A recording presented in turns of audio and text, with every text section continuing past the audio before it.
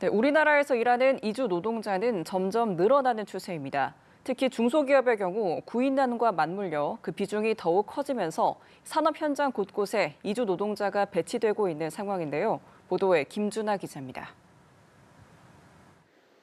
우리나라는 외국인 근로자의 도입과 관리를 위해 고용허가제를 시행하고 있습니다. 고용허가제를 통해 국내에 들어와 있는 이주 노동자는 매년 증가하는 상황. 특히 작은 규모 사업체의 경우 더욱 두드러집니다. 이처럼 외국 인력에 대한 의존도가 높아지고 있지만 이들의 근무 여건과 처우는 여전히 녹록지 않습니다. 이주 노동자의 산업재해 건수는 매년 증가하고 있고 사생활보호나 화재 위험에 취약한 가설 건축물에서 생활하는 인원이 많아 정부가 대대적인 근로감독에 나선 바 있습니다. 이주 노동자의 고용이 더 이상 선택이 아닌 필수가 되고 있지만 이들의 실질적인 근로 환경에 대한 개선이 필요하다는 목소리는 반복적으로 제기되고 있습니다.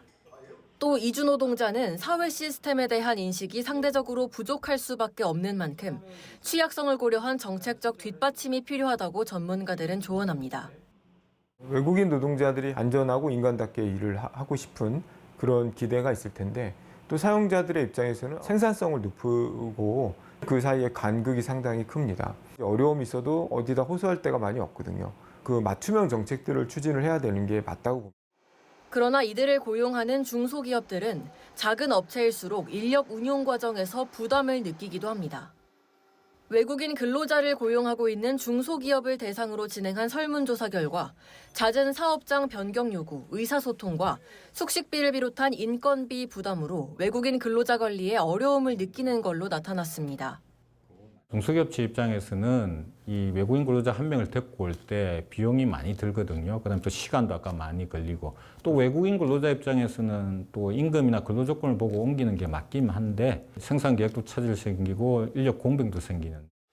향후 외국 인력 도입이 확대될 거란 전망이 지배적인 가운데 사업주 교육과 장기 근무 장려책 등 지속적인 상생을 위한 정책적 틀이 필요하다는 목소리도 나옵니다. 최근 중소기업을 중심으로 외국인 근로인력의 유입이 늘어나고 있지만 여전히 처우 문제가 도마에 오르는 가운데 상생 가능한 근로 환경을 위한 모두의 고민이 필요한 때입니다. 연합뉴스 TV 김준하입니다.